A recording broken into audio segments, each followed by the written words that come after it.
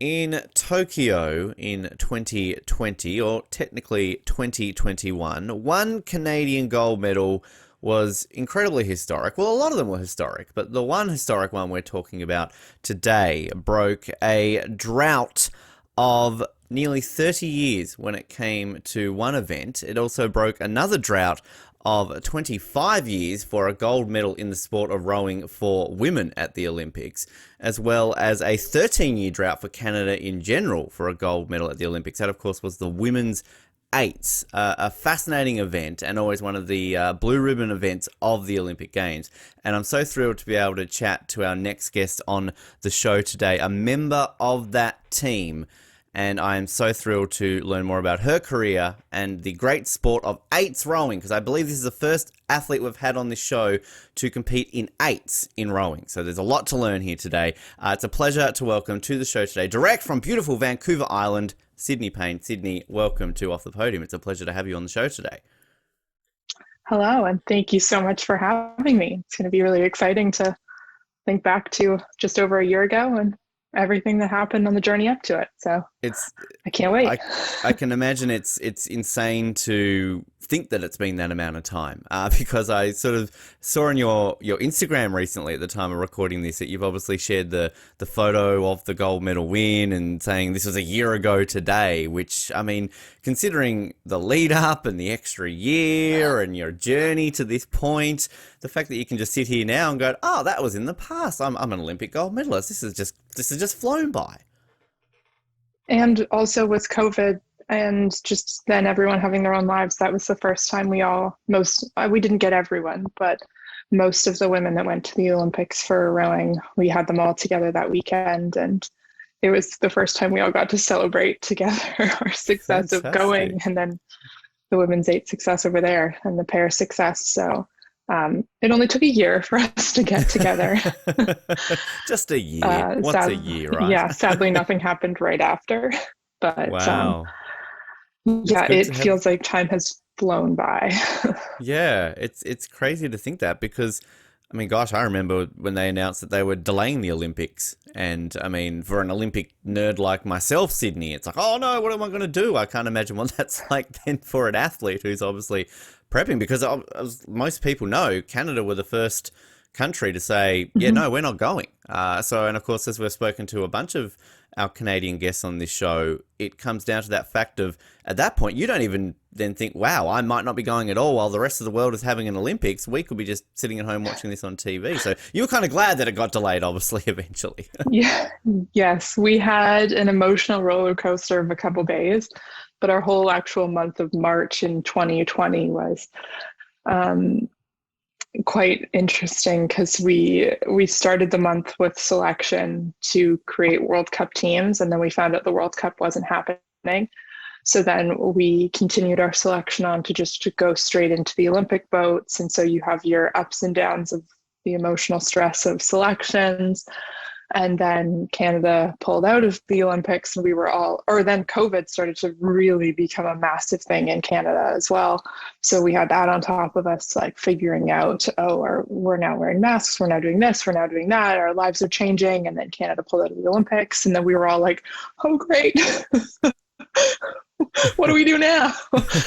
And then a couple days later, luckily for us, the Olympics got postponed. And then we had this whole ordeal of, like everybody else, was the whole team going to continue on for another year? Because lots of girls had plans to go off to school, other life commitments, jobs, things that were going to happen. And so then we had a couple of weeks of, please, I hope everyone stays. I hope everyone buys back in. And then once we ended out March, I think most of us had recommitted and kind of started to realize what was really going to happen. The Olympics were going to be pushed a year. We were going to redo the whole year again, and everyone was going to commit. So it was one of the most emotional roller coastery months of my life, I think. I can imagine. With the ultimate reward, of course, eventually that ultimately would come with it. But I love your journey into the sport, Sydney, because you know, you talk a lot to guest on the show and they started at a young age and everything along those lines. I believe you didn't get into rowing until about 15 because you were a pretty decent skier in the lead up to that. So how I Yeah. often hear transition from winter to summer sports or vice versa, and there's often a connection between some of them, but I don't really see a correlation between skiing and rowing. So how do you go from being a pretty decent skier to all of a sudden becoming an Olympic gold medalist in rowing? Well, I loved skiing and it was my passion, and I think to this day or for the rest of my life will be my favorite sport. But I needed a summer sport for the off season because obviously you only have snow for a couple of months of the year, and then you need to be able to do something else to stay fit. And I had, unfortunately, but like most other skiers, suffered a couple of knee injuries. And my off-season sport had previously been soccer, but it's not fantastic for once you've got a questionable knee for running and quick movements. So my mom had found rowing through some research, and she also loved the idea that it was a bunch of tall girls getting together to do sports. And she was like, oh, it'll help her confidence. It's going to be wonderful. She's going to meet other tall women and feel great.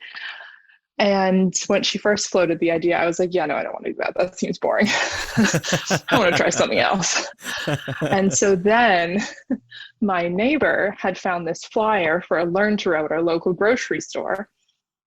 And it was like at this boat club that was 15 minutes away. And so our moms were like, great, they can bike there on their own. Like, we don't need to drive them at like 5 a.m. Like, oh my gosh, this will be great. They can do this sport. It's just around the corner. So they signed us up. And I think my mom had convinced me by telling me my friends had already signed up for it, so I should go, when in Smart. fact I don't think they had. Good job, Mum. And yeah, and so I ended up doing a learn to row that way and continuing on with rowing as my summer sport from, I think it was 2012 when I started, Wow. because I remember watching the women win silver at the 2012 games that summer. And I think that was the summer that I started. And so that would have been like around 15. Like I think I was younger. I think I was 14. I think it was in between grade 9 and 10 summer. And my best friend that I started rowing with, complete tangent here, is now works at World Rowing, and she's the only person that I got to see at the Olympics because obviously our family couldn't go. And so this all started, I started rowing because her mom found a flyer at the local grocery store, and Wow. we got tricked into going, and then we both fell in love with the sport, and uh, we're both in it in just different capacities at this point. The So rest is history. Wow. yeah, That's that's incredible. Is kind of this my weird way of finding rowing. but I love those sort of stories when it comes to it. And it's always fascinating to think that certain little moments in your life can lead you on a path because I can imagine with skiing, this is something you're saying you love, and I believe you got what ninth in the under 16 world champs in a Super G. So it wasn't like you were just sort of doing this fill of numbers. You were obviously pretty decent at it. I mean, I can imagine that when you're going through the Yeah. ranks of that if you have an Olympic dream, you're thinking that I'm going to be on the slopes, maybe in Sochi or in Pyeongchang or Beijing, and barely even thinking that you could be sitting on a boat, rowing backwards essentially in Japan. So I mean, that's incredible to think that just one little moment led you on a completely different Olympic journey. It did. And I definitely would never have thought that I would have got to the Olympics in a different sport. Have had dreamed my whole life of going to the Olympics, and I knew that it was a, a bit of a pipe dream in skiing, but that maybe with a long time and a lot of work, I might get there. But I think what did help me with the transition was the fact that I could see that dream being achieved in rowing. And I'd had 2 seasons, I think, of rowing, and I'd had a bit of success in Canada, the junior level. And then I decided the next summer I was going to try out for the junior team, and I ended up not making it. I made the Canamex team, and which is just slightly below the junior worlds team. And then that summer, I'd again had a good amount of success, and I was starting to see like, oh, like I'm actually kind of good at this weird little sport. But I had just gone to a ski academy for grade 11, and this was the summer between grade 11 and 12. And so I kind of really had to have quite a few heart to hearts with my parents, sitting down being like, do I want to return to the ski school for grade 12 and finish out my dream? Because I'd kind of seen that most likely I was going to retire from skiing at the end of grade 12. I was probably not going to, the chances of me making the national development team or any of that was just, it wasn't really going to be something that was super attainable. And I'd already managed to make it so far in skiing without any catastrophic, like horrible injuries. So I was seeing that I probably only had one more year left. And if I should cut that year short and see where rowing could take me. And I ended up making the official switch from skiing to rowing 2 weeks before grade 12, Wow. which left my mother in a bit of a pickle to try and figure out where I should go to school for grade 12, seeing as the school I was currently enrolled in was a ski racing boarding school, and that was not going to work. Yeah, it wouldn't help with the rowing there. I can't imagine there was a rowing team at the ski race boarding school. No, but oddly, a couple of us did actually row and row in university. So Wow. small world.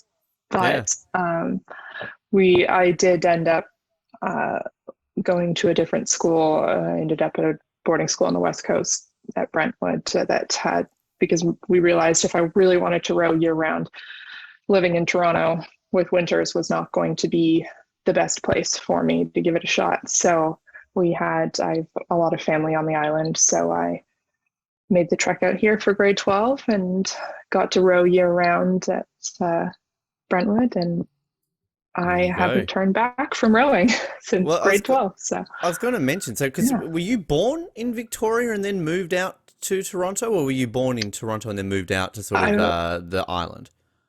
I was born in Toronto, but my most of my family and all of my family lives in Vancouver or Vancouver Island. Wow. So I've spent a lot of my life out here. Yeah. Which I mean, it's sort of, talking to you off air, when I lived in Victoria, I mean, obviously summer sports are a lot more prominent than the winter sports. I used to love living in there, and as an Australian, you move and you're like, oh, snow, Canada, yes, this is exciting, and everyone's like, oh, it doesn't snow in Victoria, Ben, don't be stupid, this is Florida of Canada, this is, Hawaii, you're going to love it. And we got a couple of great big dumpings of snow. It was fantastic. But the summer sports programs there are obviously very prominent, and rowing being one of them. And so the Brentwood School, that's what, Mill Bay area, isn't it? So it's kind of... It is, yes. Nice area, not too far from Victoria, which... Beautiful. All those winters then, and snow, ski boarding schools and everything like that, does it take a bit of a shock to the system to go to a place where it's maybe not quite as cold as Toronto and it doesn't snow as much as it does over on the East Coast? It was a huge shock, yeah. I was like, where is winter? This is just like half the year it just rains. I don't understand. And apparently the year that I went there for grade 12, it had like a freak warm, dry winter too. So it didn't even rain that much. And my mom kept telling me, no, like, just be prepared. There's lots of rain. And I'd be like, I can handle rain. It's fine. She was like, you don't understand.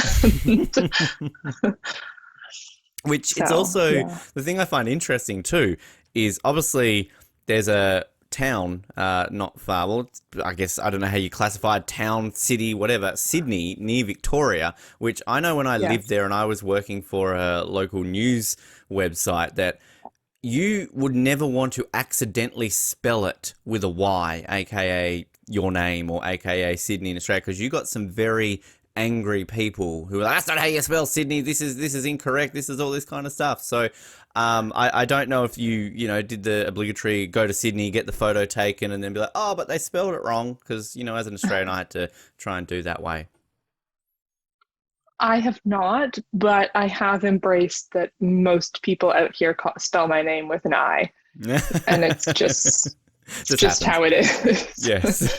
And I understand, because they're all used to it being spelled with an I, but that's my, I've just embraced. Never It before had it happens. been spelled with an I, but now it is.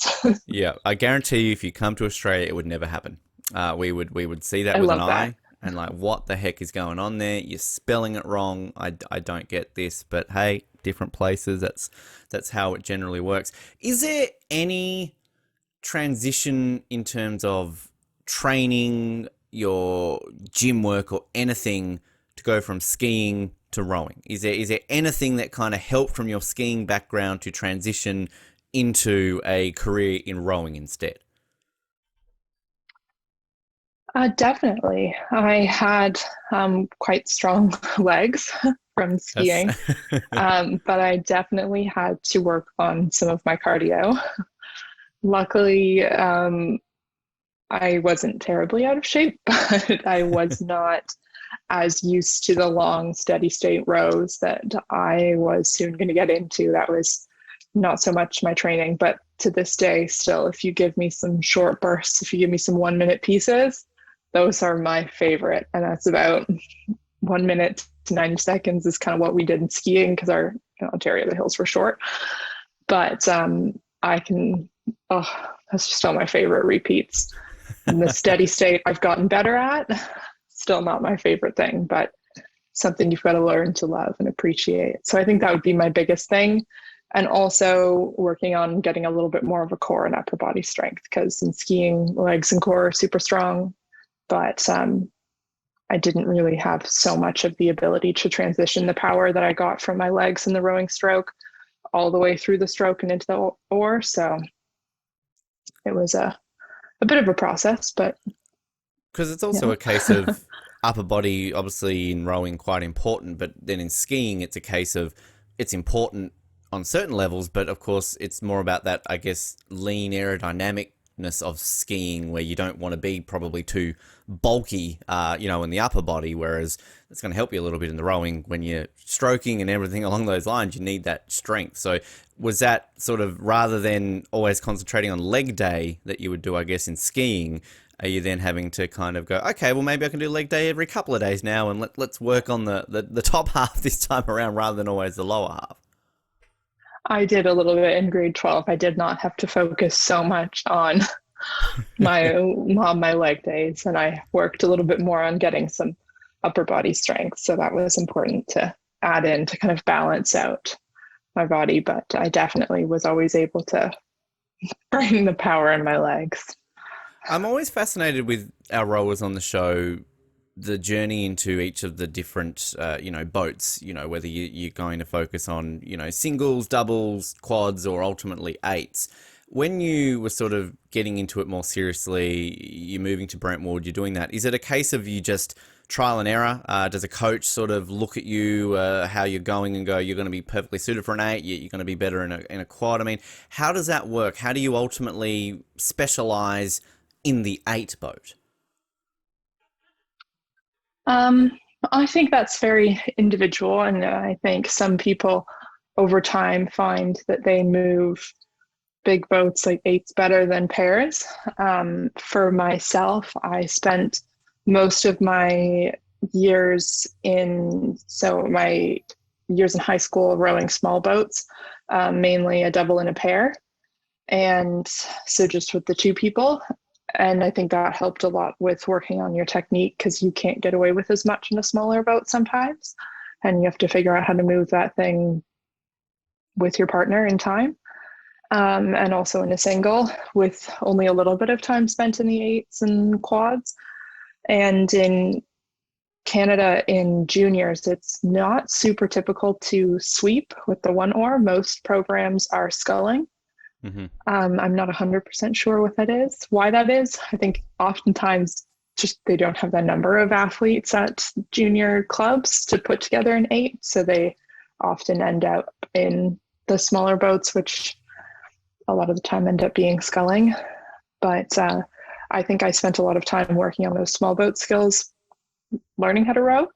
And then when I got to university, in the States, the US programs are big boats focused. So in the spring or in the fall, sorry, at the start of the year, we would do pairs, but ultimately the goal was to build an eight that was the fastest.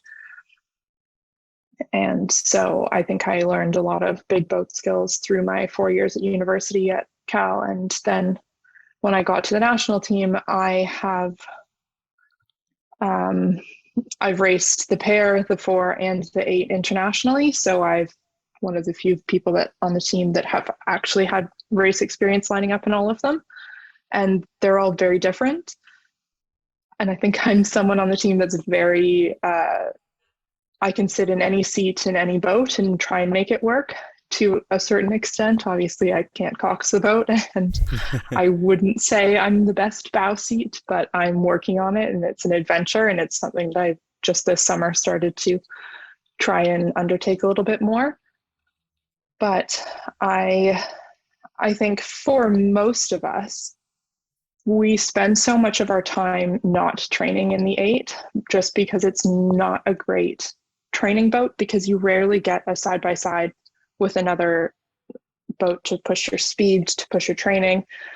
You end up mainly in 4s and pairs. And so from that, you have to learn how to move smaller boats. And it also allows for a greater training environment. You can have a couple of people beside each other pushing you, and you can get more out of the program, I think, in the smaller boats. So my very roundabout answer is I think a lot of us row all of the boats all the time.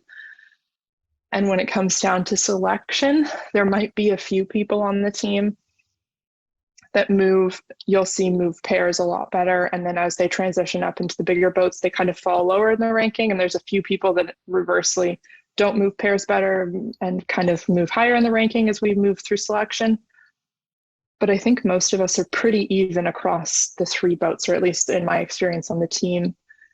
The people that can move pairs are often the people who can move 8s. And so it's almost like in a weird way, progression in the fact that if you're doing well in a pair, you're doing well in a quad, that you're going to have the coaches looking at you for selection for the 8s. Is that sort of like almost if you're playing a junior B, a junior A in the hockey, and you're on the fringe of being picked up by a team that's sort of like you're working your ass off with the hope that you can get selected for an 8? Like, is that like an honor if all of a sudden a coach is tapping you on the shoulder going, Sydney, you're doing great, we want you in the 8? I think so. It depends year to year what boat they want to prioritize, and that will be the boat that everybody wants to be in. And for us, it's the last quad. The pair had kind of been selected quite early in the quad because they had won the world championships. And so everyone knew that without barring any injury or anything like that, they would be the pair and that would be them. And then the next priority boat would be the 8 to go towards. And so far this year, that's what we're looking at, is building towards another priority 8, and we'll see next year what happens. But whatever that priority boat is what set by the coaches, is what everyone's working towards the ultimate goal of being in.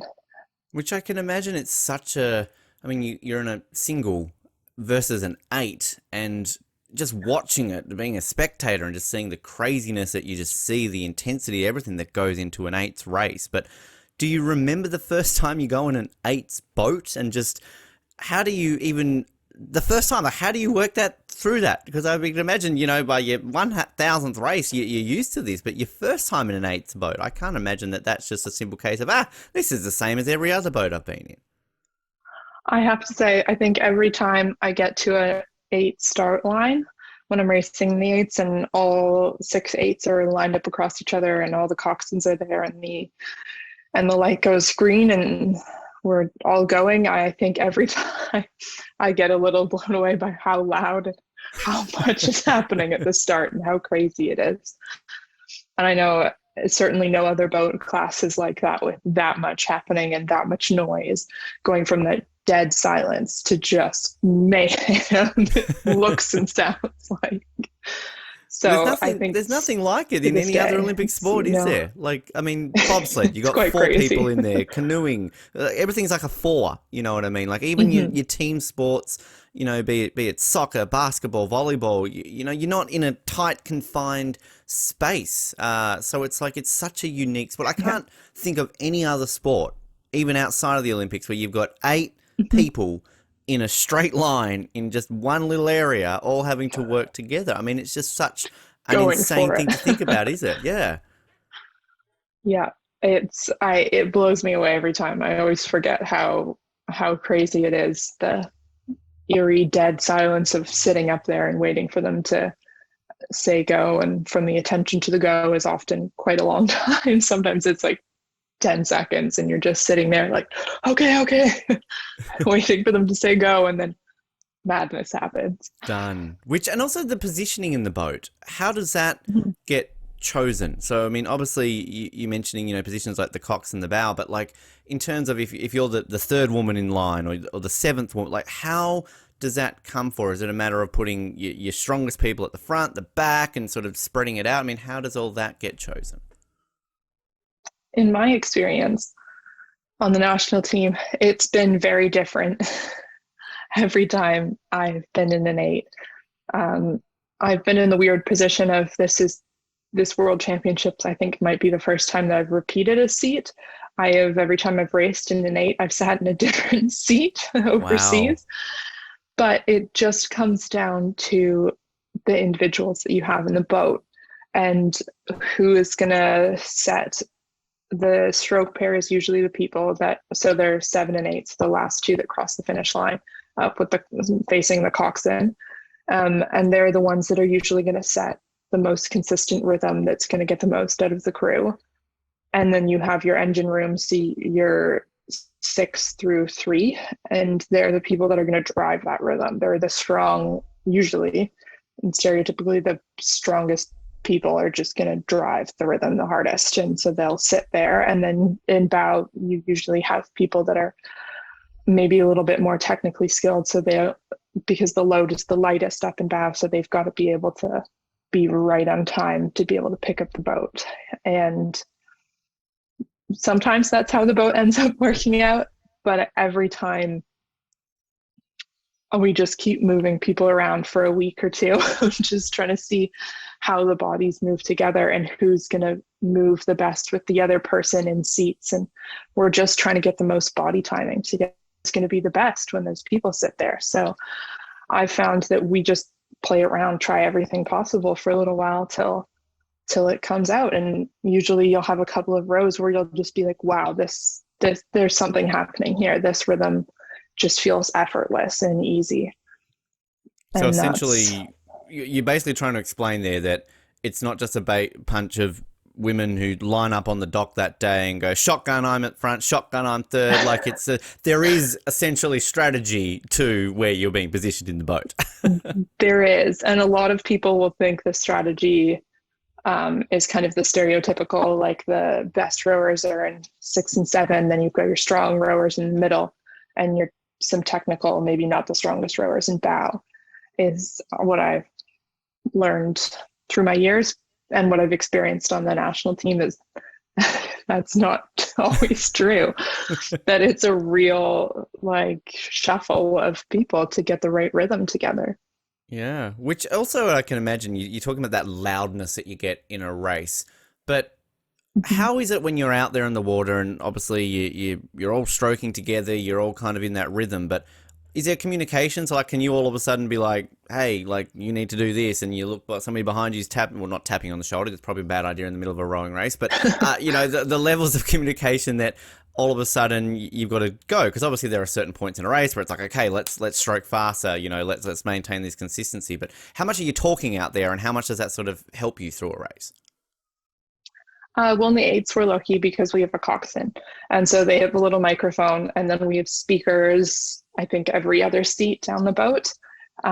So everybody most likely should be able to hear the coxswain telling the race plan throughout the race. And normally in all the other boat classes, other than eights, your bow seat will yell the race plan throughout the race. And so for us, luckily, no one has to do that. And our coxswain's able to tell us. And then there is some communication between people in the boat, but in a race, most likely it's just going to be like, yeah, we've got this, or like some sort of very short um, pump up kind of call, and I don't think anybody has the energy or the ability to speak too much in the race, or I hope not. Yes. Could be going harder. Yeah, although if you're So doing really well and the coxswain all of a sudden, switches off her microphone and maybe puts on some music, then you go, oh, we're doing all right then. I like this song. I mean, that could be a positive sign, right? it could. I'll have to run that by our Cox and see how she Yeah. feels about that. Exactly. How do you, is a coxswain, how does a coxswain get chosen? Is that just the captain, basically, the best leader? Is that a rower who is just a bit lazy and just wants to sit there on the microphone? I mean, how do you become a coxswain in an eights boat? Well, recently the restrictions have changed. So previously there used to be two different weight limits, but now there's just one between the male and female coxswains. So I think it's 120 pounds for a male or a female coxswain, and they can cox either boat. So a female boat could have a male coxswain or either or, and it's usually just not sure how they all end up in the sport, but these small people that end up in the sport, that maybe they just didn't make it as rowers, I'm not sure, or they've always been coxswains. Basically, I think it's different for all of them. And they're usually incredibly good at herding a group of people together and motivating and being able to have about a million things going on in their head at once. They're trying to run the practice or the race plan while watching everything that's happening around them. They're taking the feedback from the coaches, the feedback from the rowers, trying to create the most efficient way to relay that information to the athletes, to keep them in the rhythm, to keep them working on things. And it's just, sometimes I don't know how they do it. I couldn't have that many things happening in my brain at once. I would have no idea. They're counting, they're running things, they're talking to people, it's amazing. And sitting up in stroke, you get to watch all of that happen in front of you, and you're like, oh, they've got a million different screens that they're looking at and data that they're seeing. Angry jockeys, yes. Basically. Which the thing I love about it though is because they get a gold medal too, don't they? So it's sort of not of like course. other yes. sports where technically, if you classify them as a coach or however that, because, the coach of the basketball team doesn't get a gold medal, the volleyball team, they don't. Whereas, obviously, the coxswain does, which I think coaches should be getting gold medals. I think that should be in a thing. Come on, Olympics, let's make that happen. So, I mean, they're doing all this work. They're getting a nice little, Sunday afternoon row at an Olympic Games, and then walk away with the medal. So, but at the end of the day, do you also kind of look at them and go, look, you're just yelling at us. We're here working our asses off for 2,000 meters. Pick something up, do a bit of physical work, all right? Just stop yelling, and you get the easy gold medal. We've got the hard ones. Well, you could look at it that way, but they are an integral part of the boat. They're the heartbeat, and they're telling us what to do. They're reading the race plan. They're making it so that I don't have to think about a single thing other than putting my oar in and out of the water in time. The girls around me, they've got the race plan, they've got the steering, they've got everything else, so that all I have to do is go up and down following the girl in front of me. And so I think they're an amazing part of our boat, and a lot of people don't understand. They think they just yell, go, go, go.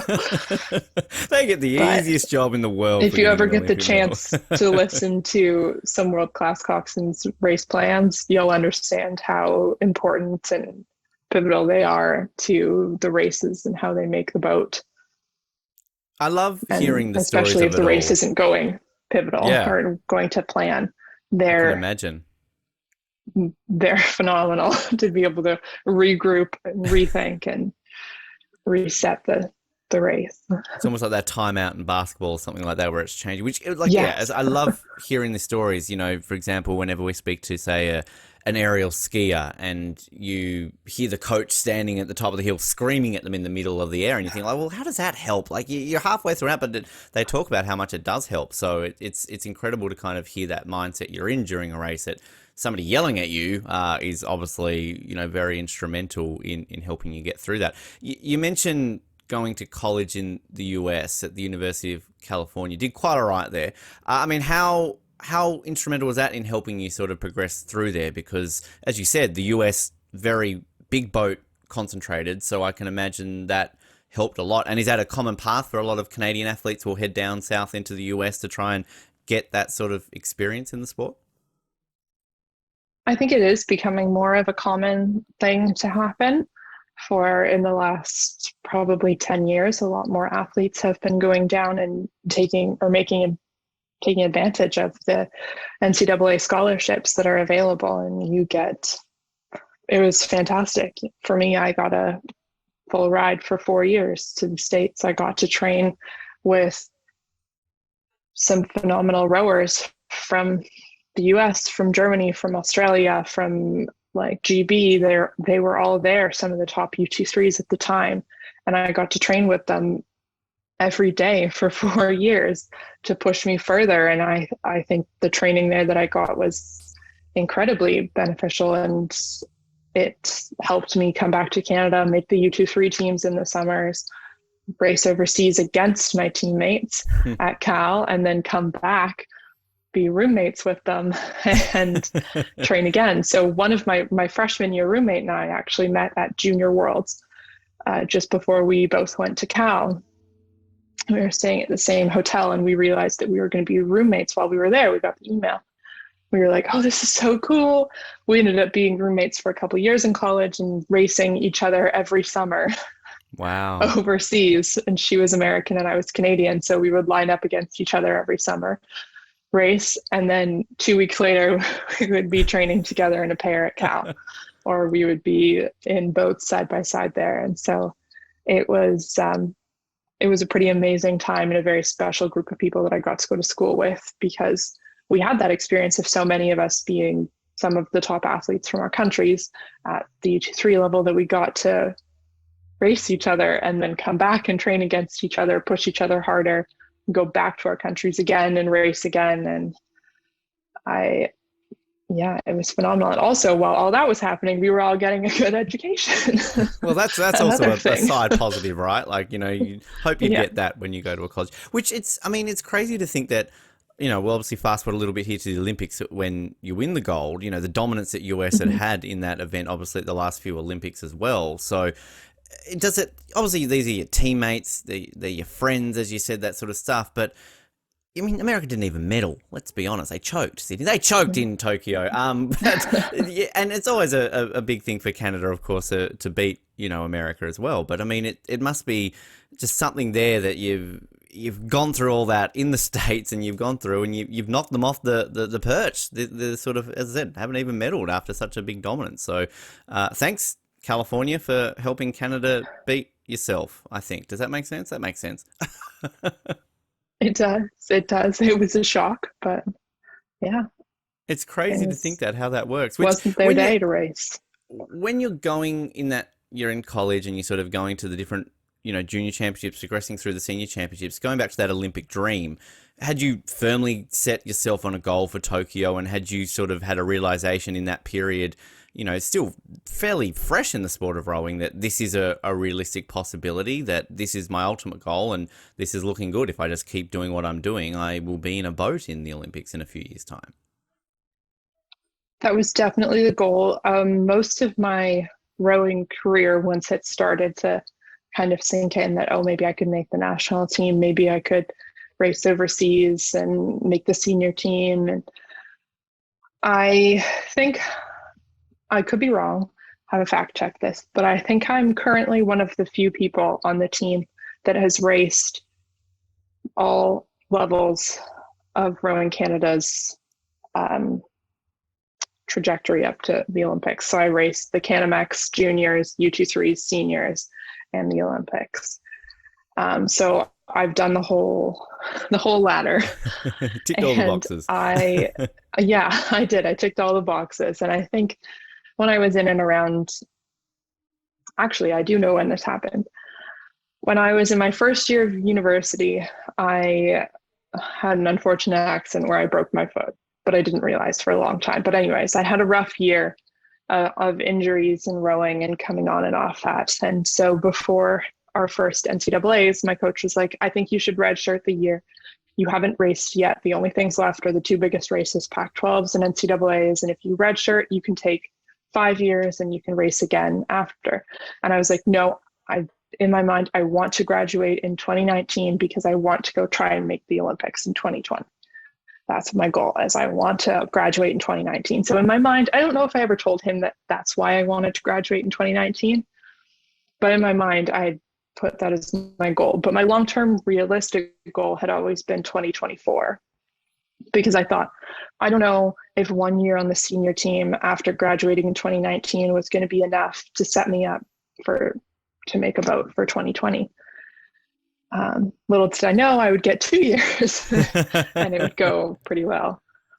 But I think that's why I'm still continuing, is that I'd always looked at rowing and I'd put my mind at the 2024 games as the goal. Those were the ones where I was going to try and make, and I ended up getting there early, 2020, and going quick pretty learner, well. So quick achiever. Which I've got to ask, Sydney, how do you break your foot in rowing? Oh, it wasn't in rowing. Oh, okay, all right. Just got to say there. That's a unique injury to get in rowing. Did somebody tread on your foot as you're getting out of the boat? I mean, geez, wow. All right. Okay. No, I never managed to injure myself rowing. I'm just very clumsy. Okay, right. I injure myself just doing other dumb things, and so yeah, that we one should have a actually doctor ended on up standby being, for this interview. yeah. I ended up spraining my ankle getting off a bouncy castle. Right, standard. Yep. Okay. Yep. That's as we all do at some point in our life. So, okay. How do you tell that to the coach? I'm injured. How'd you do it? Oh, bouncy castle, as you do. It actually happened on the day before school started, so I hadn't even officially met my coach and really as an athlete. And so I did that on the first day at the welcome to school event. And then the next day, luckily, we had physicals, so I was able to go see a doctor and be like, hi, as you do a checkup and get my medical work, the medical insurance set up, could I also have my foot looked at? I think I've sprained it. And then a year later, we realized it was broken. Jeez. Wow. That's incredible. That really is incredible. Through all that, you mentioning Paris is a goal, but we talked a little bit at the beginning of the interview about the process and everything that happened sort of in the lead up to Tokyo. But the moment you 100% knew you were going, that you were officially going to Tokyo, do you remember what that was like, that feeling? And sort of part two to that question, I always like finding out from our guests, is there a moment you feel like you're an Olympian? Is it that moment you're selected? Is it that moment you're on the starting line? If you're at the opening ceremony, like sort of through the emotions of being selected to, boom, I'm an Olympian now. We had a long lead up to our selection. Our selection went on for quite a few months, which was not enjoyable, but it had to happen for many reasons. And so I feel like I never really let it sink in that I was going to the Olympics and then I'd made the boat. And I'm sure I had a few moments where I was like, wow, when I got the first jacket, because most of our kit we got over at the Olympics. So before that, we got a t-shirt and a jacket to travel over it. So I think when I got those, I was like, whoa, it's so cool. They've got the Olympic logo. And obviously when we made the team, like there were some press releases and stuff. And so that kind of made it feel official. But I didn't have my Olympic moment until we were in the middle of our heat race. So our first race at the Olympics. And I think we were about 500 meters in. So I was super focused on the race. And I just had this moment where I was like, oh my God, I'm racing in the Olympics right now. And then I was like, Sydney, focus. This is not the time. And so that's when I had a poorly timed Olympic moment. At least you had it though. Like I like it sort of, and you're there. Like, we've had some people say like, oh, it hit me when I, landed back in Canada or something like that, So like at least you kind of have that moment. Because I also can imagine you obviously wouldn't have done probably the opening ceremony, right? Because you're competing on the first day and it's sort of not exactly close to the stadium, is it?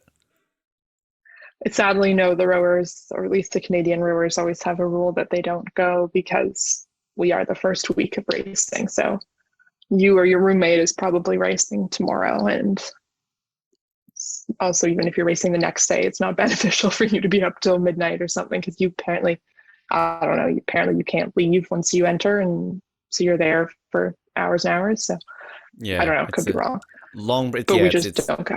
ridiculously long process. Which I mean, it's Sadly. like I've always said that I've always I think of like the swimmers and all that, the people on that first day who are competing early.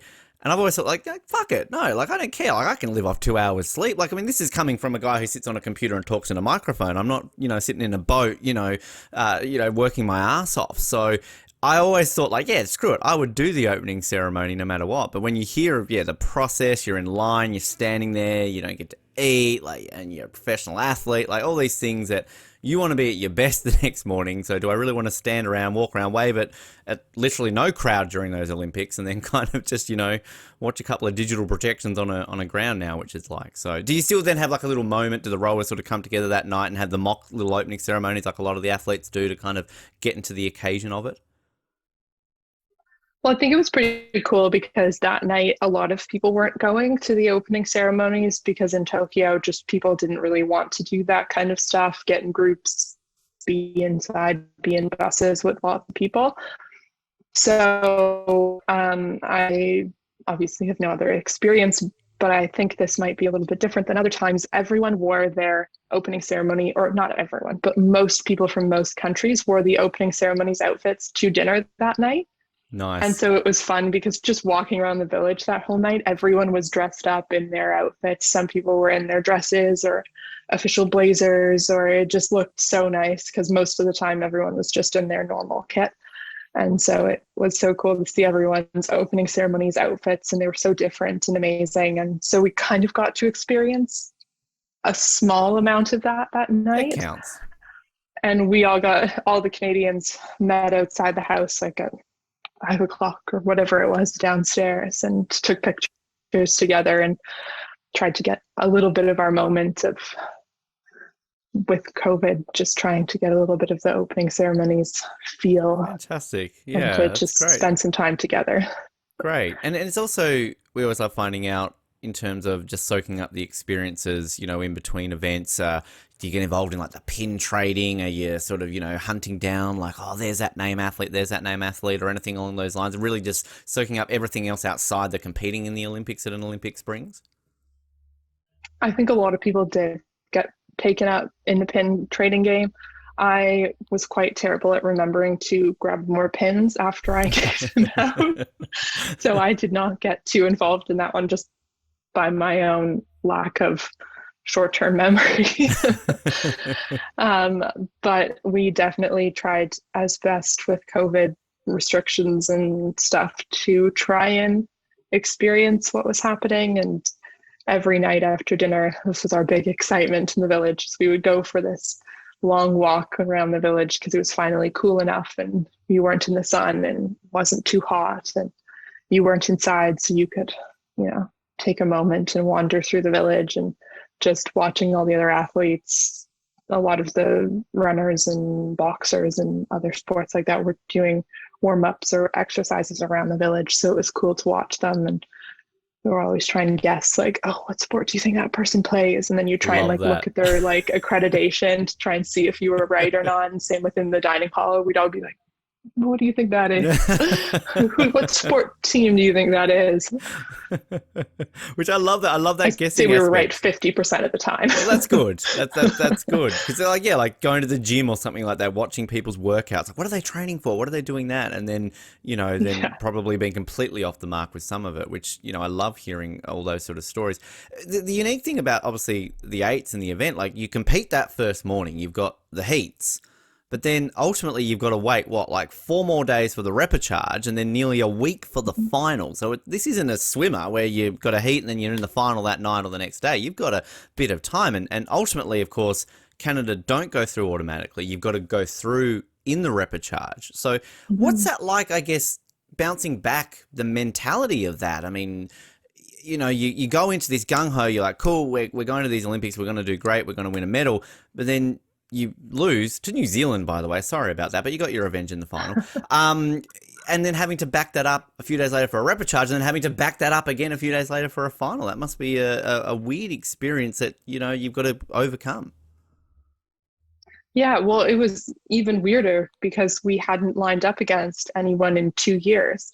The last time we got to race was the qualifying regatta in the September of 2019.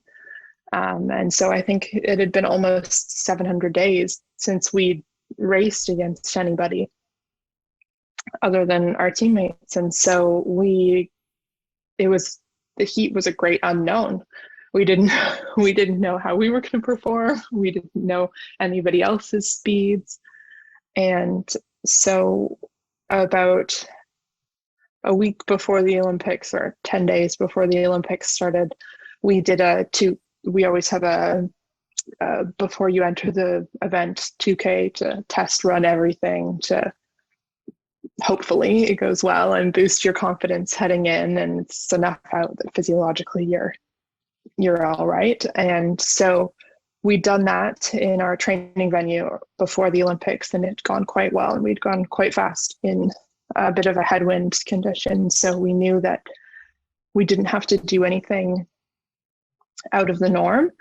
And so that gave us a lot of confidence going in. And so when we came second in our heat, none of us were worried. We were like, that's okay. It felt like we'd done like 80% of what we were capable of. And the last little tweaks are just little things that we didn't really figure out how to get our sprint together at the end. That was the biggest thing, where New Zealand really sprinted and we had nothing to respond, from what I remember. And we felt like that was something that we could totally change and make better. And then the same thing happened into the repechage. The same thing. We didn't quite get a couple of things right, and it felt like we were maybe 85% there. Like it was like we were just like slowly building, and we hadn't quite nailed everything, but it was all felt like very easily fixed and like something that was not out of the realm for us to be able to do. So I think that gave us a lot of confidence, and we were able to somehow stay calm and collected through this whole thing. And like you said, it's like quite a few days between each race, unfortunately. So you've got to be able to keep the momentum going and then not let having not won these races get in the way. And we knew that it would be probably more beneficial to not win the heat and to race the rep, because we hadn't gone on the start line against Yeah. anybody else in years. That was not, we never go into the heat wanting to not win. But we knew that if it didn't go well, it would probably be to our benefit to have another shot, versus New Zealand probably wanted to win that because they had girls doubling up. So they wanted to race probably less races throughout the regatta, versus we didn't have to think about that. And we just wanted experience on the line. And we just slowly built through the two races to the final, and then went out there and put everything we knew we had out on the line. And before we went away to the Olympics, we created this little motto for ourselves. We wanted to redefine excellence. And to us, that just meant that we needed to be the best that everybody was able to be. We needed to bring what we could to the day of the final, and you didn't need to do anything that was exceptional, anything that was out of the norm, anything crazy. You just had to be the best that you could be on that day together, and anything was possible. And so that's what we tried to simplify it down to, was that on the final, we just needed to race the race we knew we were capable of, that everyone brought what they were good at, everyone is able to deliver, and that if anybody beat us on that day, that they 100% deserved that, and that we gave it our all, because we'd spent the last 5 years listening to the girls who'd come from Rio, where they'd had the race of their life on the rep and unfortunately come fifth in the final. And so we'd learned from them and from that experience that it didn't really, like, you just needed to make it into the final and then have the race of your life, and whatever place you came in, you could walk away happy, because they knew that they struggled to walk away happy from their experience in Rio, because they knew they had more. And we knew that we didn't want to do that again. So we had to step up and deliver what we knew we were capable of, or else it would be a Yeah. challenging, only 3 years this time though. Exactly. No, not to turn around. But I love hearing that. And some of my favorite stories in any Olympics is you have an athlete who maybe finishes fourth, fifth, but they're as happy as if they've won the gold because, as you said, they put everything out in the line. Or, some of these athletes who get a bronze medal and somehow, Emily Seebohm, Australian swimmer, she got a bronze medal in Tokyo and she was acting like she won the gold because of just the journey it took her to get to that. And, she'd had a stellar career. I love hearing that. It definitely is a great story. And the thing that I love too about how all this played out is, I mean, that first heat stacked. All three medalists were in that first heat. So it's not like, you went out there and lost to the States or something like that. You lose to New Zealand. You beat China, and all three of you go on to win the medals as well, which it's insane. I wish I had to fact check this to know if how many of the eight gold medalists over the years didn't win a race before the final. You lose a heat, you don't win the repechage, and then you go on to win the gold. Like, I can't imagine that is overly common, that you lose a heat, you get, obviously don't win the repechage, you go through to the final, but then get through the gold. So I don't know how common that is. But does that then also create a sense of... I think the US did that in Rio. Right, okay. Because I think the Canadians raced them in the rep and beat them in the rep and then came fifth in the final. But I don't think that's very common. I think you're correct on that. We'll get the stat checks on that, and we can sort of get that for the next time. Yeah. But because does it also create a level of going into a final? You obviously have the US and New Zealand who have won their heats. You've got Romania's won the repechage. Obviously, the US and Romania are, all eyes are on them. They've dominated the sport at the Olympics since Canada won in '92. Does that then create almost a little bit of an underdog for Canada, that maybe people aren't looking at us because we've had to go through this route, we haven't won any of these, so, we can just come through while everybody's focusing on them, this is going to help us in the final? Probably. Probably, because I don't think that we'd come fourth in the qualifier, and we hadn't won any of the races in the Olympics leading up to the final. I think there had definitely been question marks with us, like, could they do it? Probably.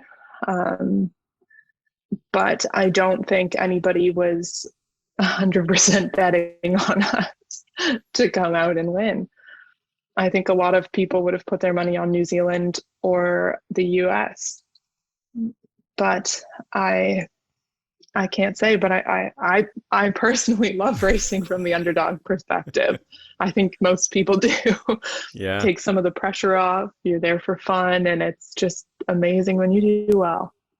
Which I know it's probably impossible to put into words, and it's maybe something, as you said, you've sort of only recently just gotten together with the team to celebrate it, but can you try and describe that moment when you do cross that finish line and you realize it? You've won the gold at the Olympics, you're with your teammates, everything that's happening. I mean, just on a personal level, Sydney, that you dreamed of the Olympics when you're young, and here you are winning it. Is it something you can at all put into words, that moment?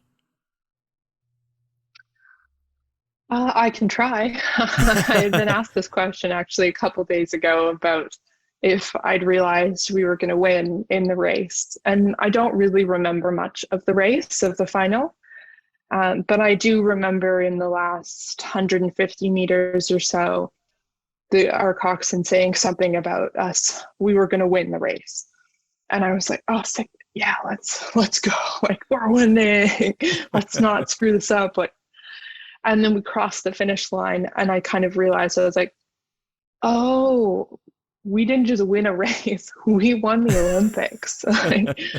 I didn't really put two and two together in the race, that what this meant.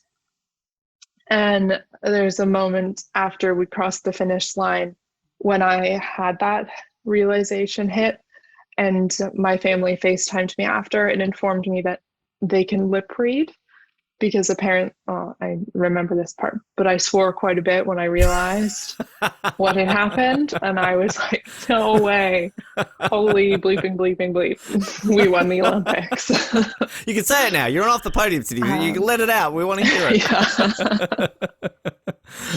Yeah. Yeah. So it was, it all hit me at once there. And some people were crying, some people were hugging each other, and I was just screaming swear words because I couldn't believe that this had actually happened and that we had actually won the Olympics. Wow. So that was my moment. And then we all got on land and we all had this kind of real moment of sadness that none of our family was there. Mm. And I think there was like a big jumbotron and it was showing some people's family members somehow. Mm-hmm. And that the one we saw, we were kind of like, oh, this is really sad. And none of Yeah. our family is here to experience this.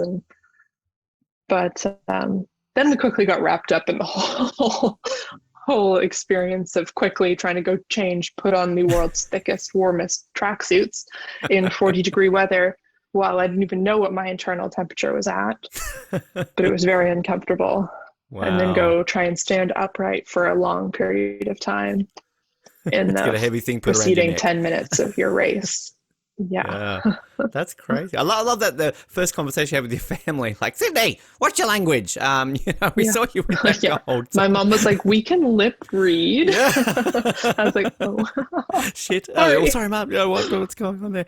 But I mean, And as it's I like, mentioned at the sorry. beginning, the history that it also obviously brought, for rowing in Canada. Mhm. I mean, 13 years since Canada had won a gold in rowing in general, for female rowing since Atlanta, and then for the women's eights since Barcelona, an event which Canada has been pretty Mhm. decent in both the men's and women's. So I can imagine just for the sport in general, the breakthrough of breaking that gold drought. I mean, was that an added sense of achievement? And also, how much is that then going to boost the sport moving forward into Paris, to LA, to Brisbane, and beyond? I hope it does a lot. I like to think it has brought more awareness and more excitement towards maybe not the most exciting looking sport from the outside. It's not always the most spectator exciting sport. Or maybe I just feel like that because I came from ski racing, which is, Come to and then I Australia, came to Sydney. We rowing, a love our rowing in slow Australia. moving. We appreciate rowing a lot. So it's come to, if you want to row for us in Paris, the offer's there.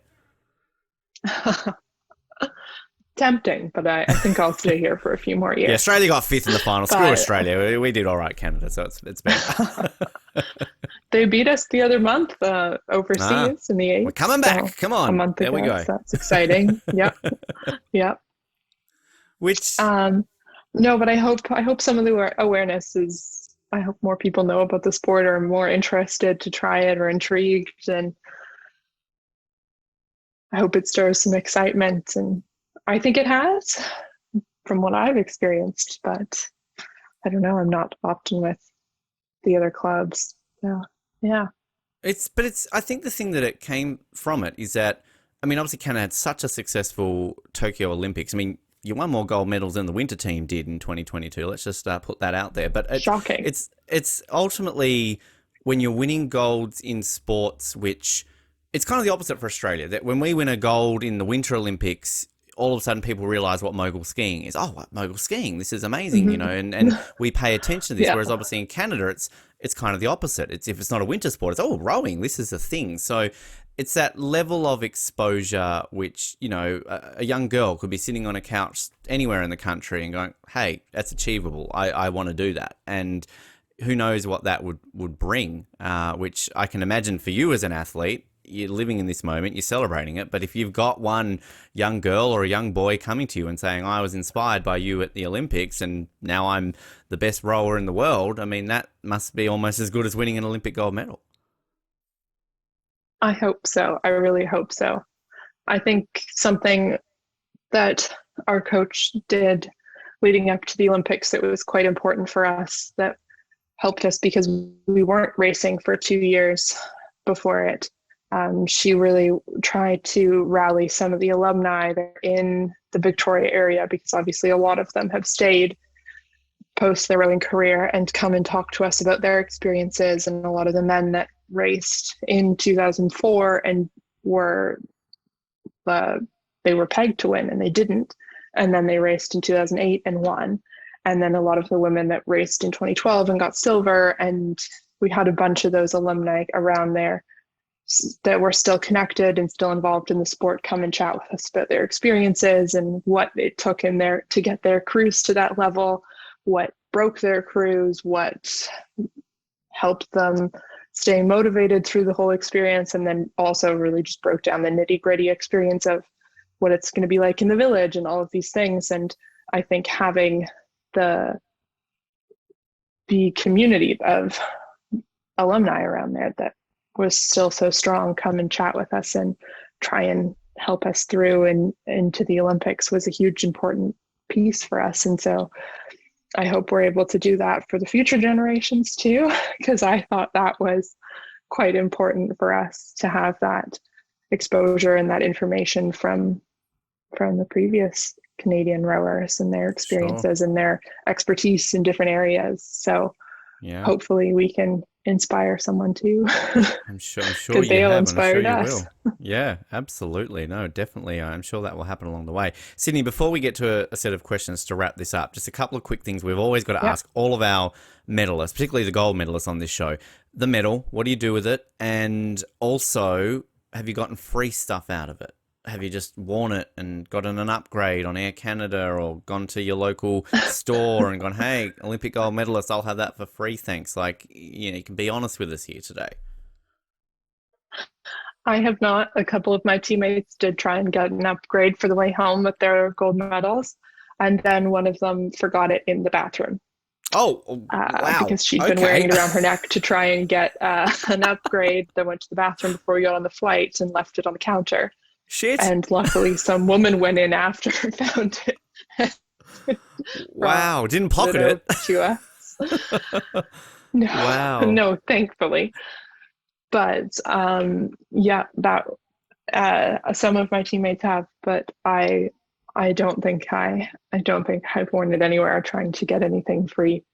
I have, when people do find out that I am an Olympic gold medalist, or just shortly after the Olympics, when people found out, like restaurants would be like, oh, you can have this, here's dessert, here's a whole bunch of things, or here's our local coffee shop that's has a cycling team. They gave me a whole new kit from their team and stuff like that.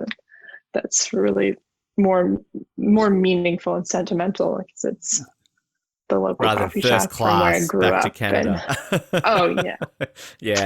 Yeah. Who needs that? Who needs that? Exactly. Which, because I mean, obviously, I can imagine you're bringing it with you, you're showing it, whether you visit schools or you're going back to your own club, things like that. And it's almost a bit of a badge of honor then to have it get worn, right? Because you get it, it's shiny, it's beautiful, but then like if it's scratched and a bit damaged, it's because it's got a lot of wear and tear, and that's a good thing. It's been shared. Right? Yeah. It's not. I don't find it that exciting. It just sits in a bag in my room and in my closet, and I get to. But it's way more exciting when I get to go share it with people. I get to bring it around with me and put it on everyone's necks and have them get their moment with the medal and excitement over it. So that's way more fun with it. I don't think I've ever taken it out and looked at it myself in my room. Just walk around the house wearing it. You only take it out when other people want to. Not yet.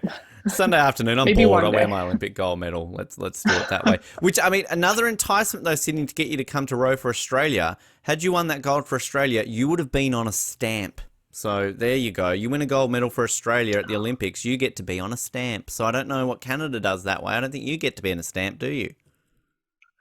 I don't think so. I think our Rowing Canada had a few stamps made.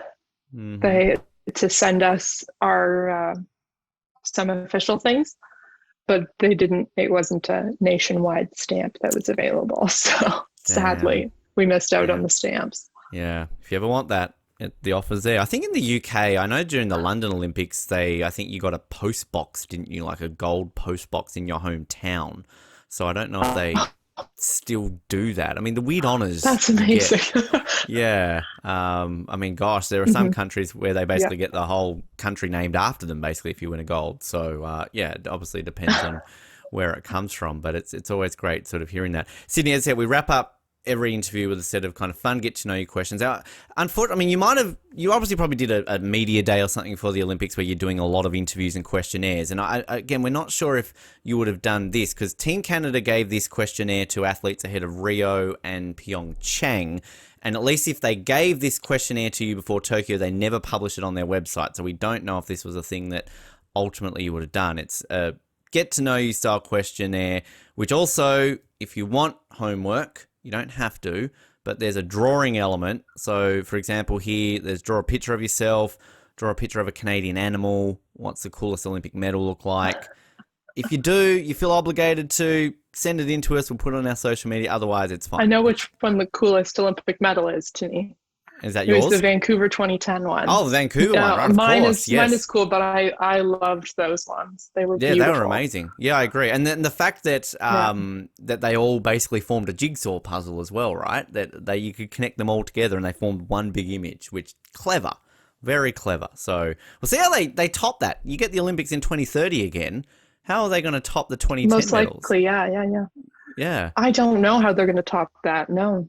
But we'll see. We'll see. I mean, obviously, it's been organised by First Nations, so maybe it had some really cool sort of, design around that. Oh, they're going to be beautiful for sure. Yeah, exactly. They'll be the best medals ever. Because they had some Haida Gwaii design on them for the 2010 one. So hopefully they continue that because it was really beautiful. It would, yeah, definitely. Now, I'm going to start off by asking this one. If you can be completely biased. You can answer your own home cities anywhere in Canada. If you could choose any Olympic host city, where would it be?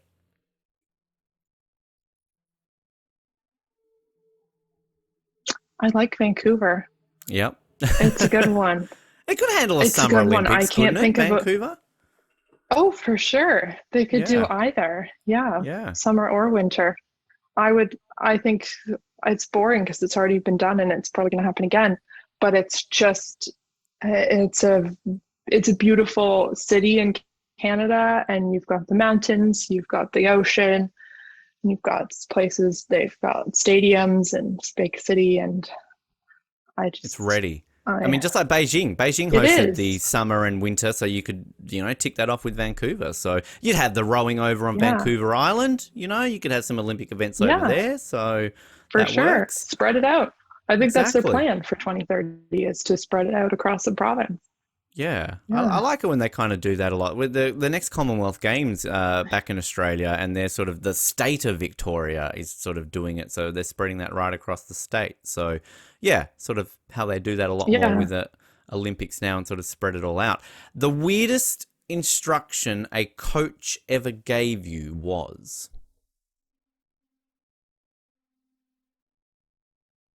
I can't think of that, but my mind goes straight to this call our coxswain used to make, which I had to ask her to stop making because she used to say 16 legs is one. And that used to just make me think of a centipede.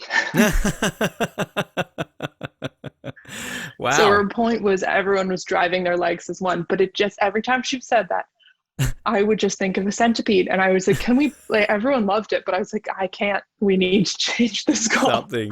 It makes me giggle because I can't focus on this call. Wow. Jeez. It would be easier for her to say centipede. Just centipede. Then you go, oh yeah, the legs. Right. Okay. Yep. That works. Okay. Yeah, I like that.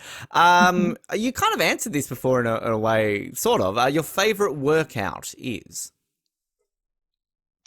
I love some short intensity, something around a minute long. Some just, let's see how max speed for a minute. We come off, we rest for a little bit, regroup, go again for a minute. That's kind of my favorite workout. Nice. I love it. I've said this before. It's a killer, but it works. It does the job. I've said this before to some of our rowers on the show. The rowing machine when I would work out wasn't exactly my favorite. But that's no disrespect to what you do. It's not mine either. No, not. I do the circuit. You go have a PT, and they're like, right, we're getting you on the rowing machine. Oh, fuck, really? Like, another 20 minutes on the treadmill. Can't I do that? Like, I'd rather than that 5 minutes on the rowing machine. But, It's popular opinion, Yeah. it seems. If you could have, I don't know that I know that many rowers that love it. yeah. Do you actually, well, on that, do you do have you ever Mhm. sort of done the indoor rowing championship? Because I found out this was a thing recently that you can sort of basically get on the rowing machine and they've got like world championships for this. I have not done the official one, no, but Rowing Canada tried to host a nationwide one in 2020, I guess, probably, maybe 20, yeah, I think November 2020. Um, so I guess I've competed in that where you could start and pull a 2K with your computer somehow hooked up to your or screen and join the event. But I've not done the official World Rowing one. I loved it when I discovered this was a thing and you just see the words World Indoor Rowing Championship. You're like, how does that work? Like, you have a 2 kilometer lake Yeah, in your house? Like, I mean, do you build like, I just like, yeah. wow, this is a very unique thing that people need to know about. But then it's like, rowing machine. It's a huge swimming pool. Yeah, bloody hell. Like, Jesus, that is the biggest swimming pool in the world. Looking forward to the 2K at the Paris Olympics in this giant swimming pool, non-stop. If you could have lunch with any one person, who would it be? Oh, it's a good question. Hmm. They think these through, Team Canada. Mhm. Oh, I don't know. Is there a celebrity crush or This somebody that is, you would think, like, let's go out for lunch with you, Ryan Gosling or uh, Ryan Reynolds? I don't know, well, all the Ryans. I just saw a book on my bookshelf and I would, this is kind of a stereotypical answer, but I think it would be really cool to go to lunch with Michelle Obama. Not Oh, very yes. Canadian of me, No, but I that just would be a think good that one. she'd have some cool wisdom to chat about. So Yeah, I'd agree with yeah. that. Did you watch well they had the First Lady that they had a show and I think it was Viola Davis played Michelle Obama pretty Oh, I decently. haven't seen So that. No. yeah, it was sort of Um, they had three different first ladies in history. So you had Michelle Obama, Eleanor Roosevelt, and Betty Ford, basically. So you had like Gillian Anderson playing Eleanor Roosevelt, and great Canadian Kiefer Sutherland playing her husband, and then you had Michelle Pfeiffer was Betty Ford. So it was interesting. It was kind of unique look at sort of the lives of the first lady. So recommend it if you're a Michelle fan. But that's good lunch, and all she'd pay right. for it too. I can Well, imagine yeah. Michelle Obama would pay for your lunch. So or you'd get a free one with the gold medal. So she'd have to pay. She doesn't have that job anymore, right? Your speaking of food, what is your favorite sandwich? Oh, it's a good question. I am not a big sandwich fan. I Ah, don't. I'll eat them, but they're never my go-to. But my favorite would be my family recipe of this Finnish bread that we always make for holidays, and then the leftover turkey and ooh, cranberry sauce and just a nice. little bit of lettuce and stuff on the homemade bread is my favorite. Those are I always like that. great leftovers. Yeah, leftover meat from Christmas, Thanksgiving in a sandwich, any holidays is, yeah, always tastes a little bit better, doesn't Yeah. it? If you could have any superpower, what would it be?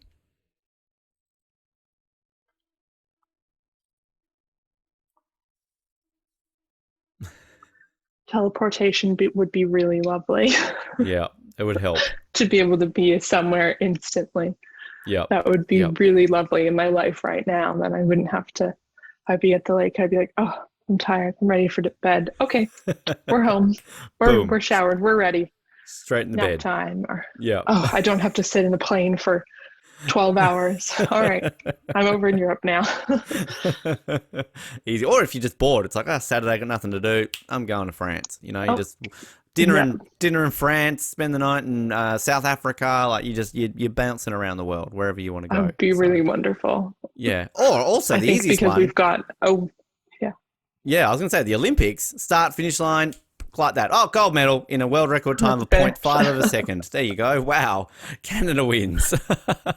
That would be a That would team. also be really lovely.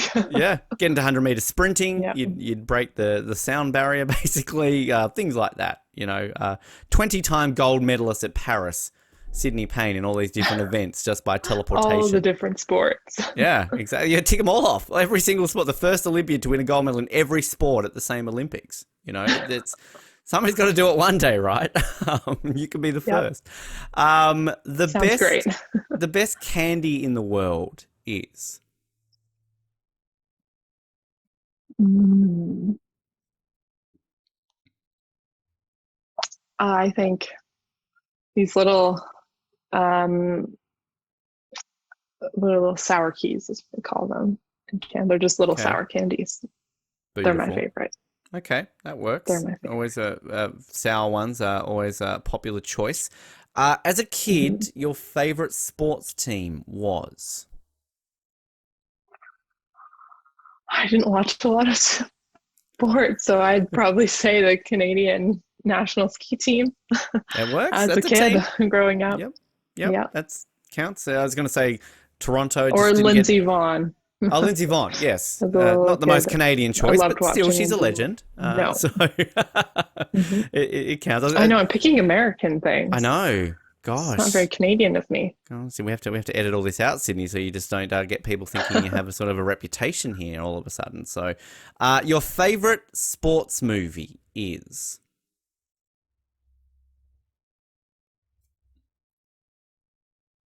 I think there are any rowing movies. I always like to think about an athlete and what movies there are, but I can't think of any unless there's documentaries out there of just James Bond's I never don't think rowed, so. so that's No. usually the bar. But I can't even think of a favorite sports movie.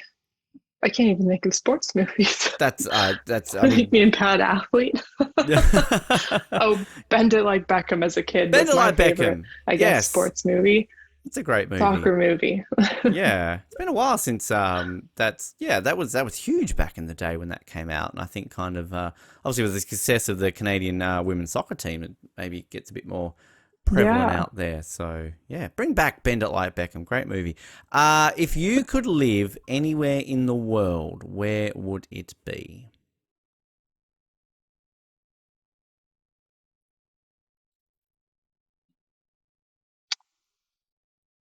I would maybe choose to be continually moving That's where that if that's an teleportation comes in option. handy.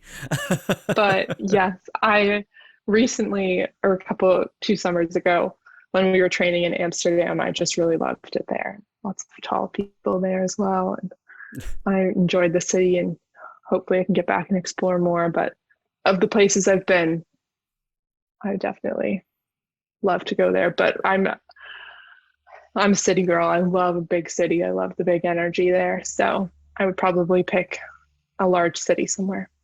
I like that choice. Definitely like that choice. Sydney, it's been a lot of fun chatting with you today. Before we let you go, if people want to follow your journey towards Paris and beyond, social media, where can people follow you and check out what you're up to?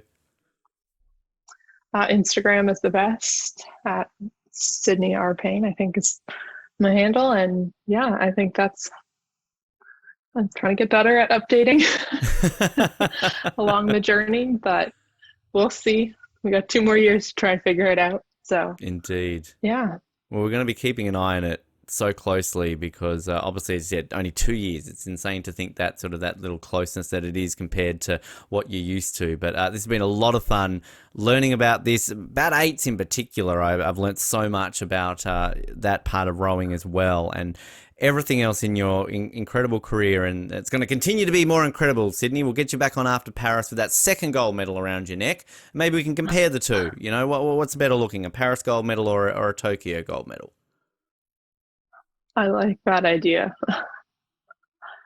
Thank you so much for having me.